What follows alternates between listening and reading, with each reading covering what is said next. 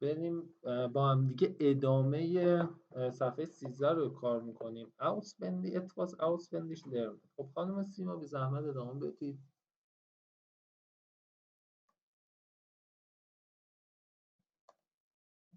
genau.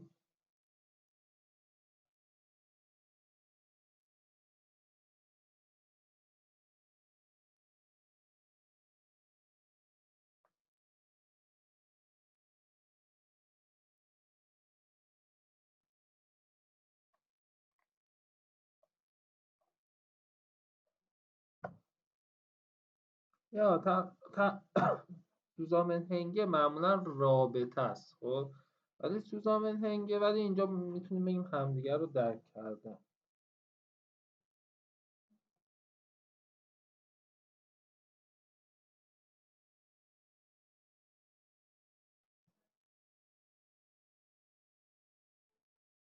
اوکی، حفظیات.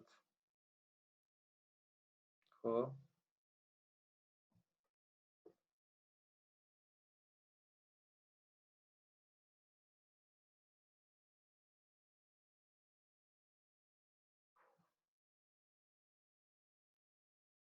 تمرین خوب برای ذهن. Gedächtnis bedeutet حافظه.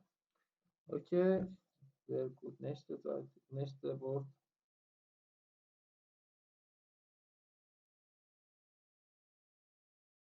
به خاطر سپردن یا به ذهن سپردن. به خاطر سپردن.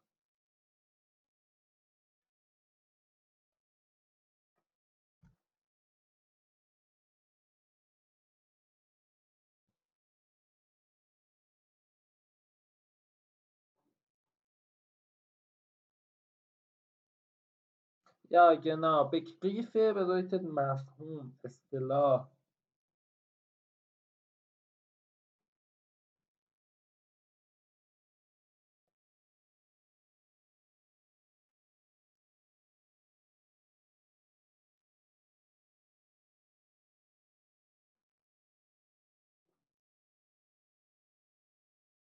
Genau.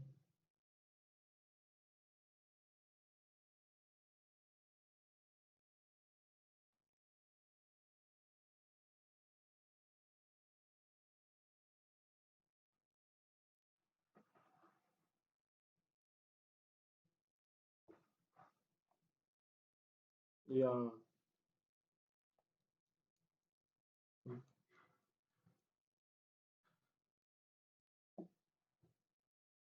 Ja.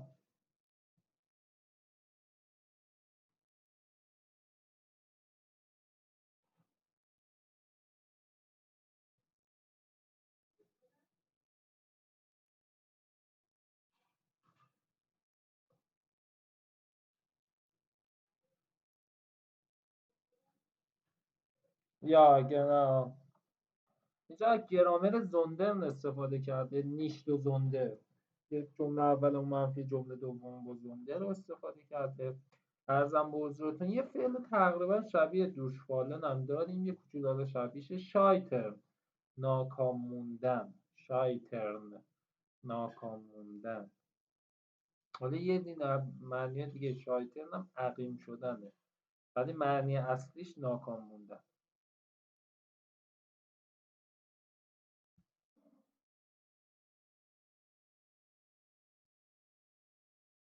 یا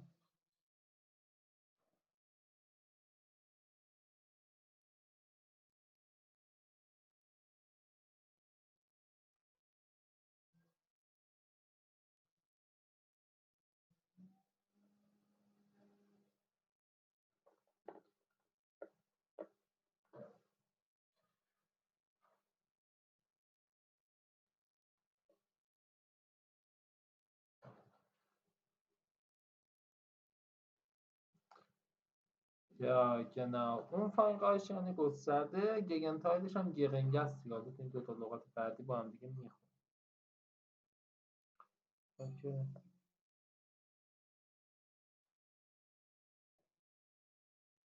اطلاعات عمومی هم بگیم اوکیه.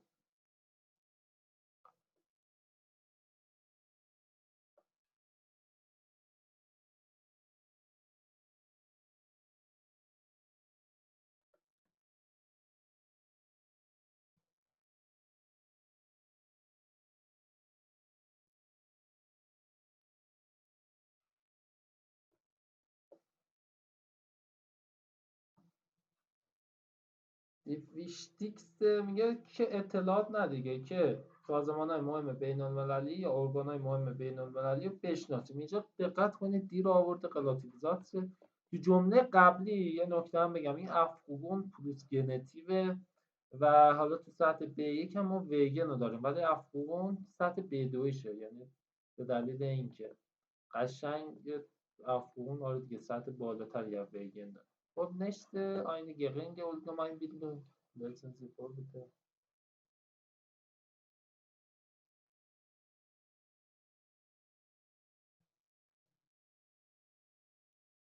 Ja,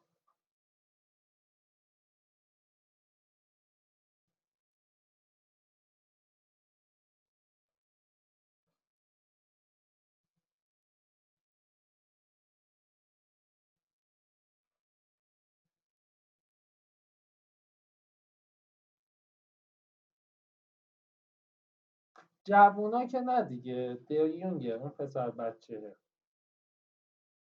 آره چون اینا یه موقع تو لیزن میخواید تست بزنید به مشکل برمیخورید جمع میبندید. من تو جمله بعدی هر یه جایی هم شک کردید جمله بعدیشو ببینید نوشته اره دیگه، یعنی برمیگرد به اون دایی. اوکی.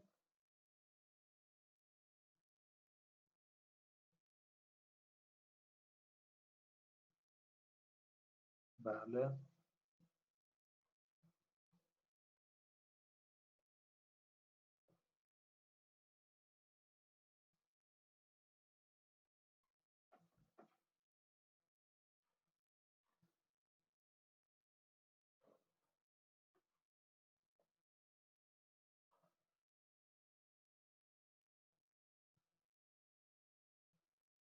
آن آیگنن به کامل اروربن آن آیگنن. آره. نه نه اون لاسن نیست، این لزنه پقیتقیتومش شده لاس. اوکی.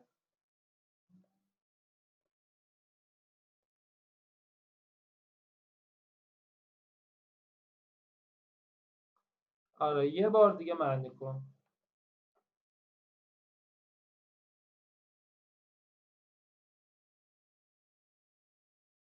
خب اوکی اونجا که بچه بود چطوریه؟ خب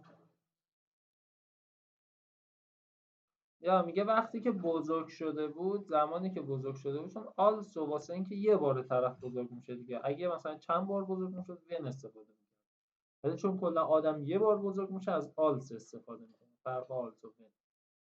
آره اوکی. nächste Slide gebiet sein.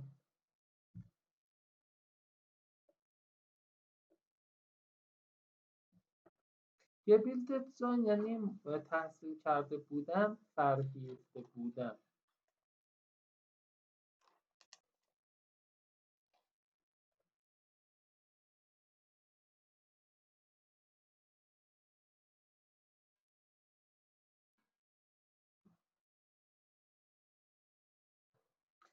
genau zullen vor sich unterhalten. یه دونه دیگه هم داریم بدن. یا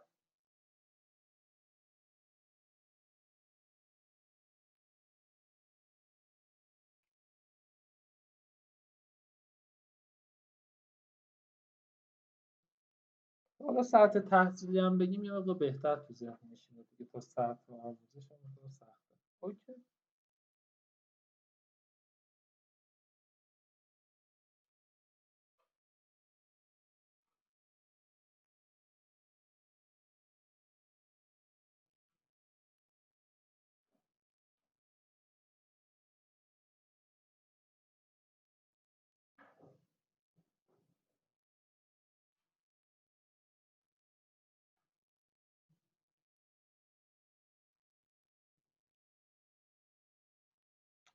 میگه وقتی که کسی که سطح بالای علمی رو داره، چشمانداز شغلی بهتری رو نسبت به کسی که سطح سواد پایینتری داره. اینطور تقریبا میشه. اوزیشته، من خودم همیشه اوزیشتن رو با آنزیشت اشتباه میگیرم. معنی آنزیش چی میشه میتونید بگید؟ پلان میشه برنامه. آنزیشت، آره آنزیشت هم یعنی برنامه. حالا من خودم خیلی این دوتا رو اشتباه میگیرم. خب نشته آن آلفابت، آن آلفابت یا یعنی بی سواد.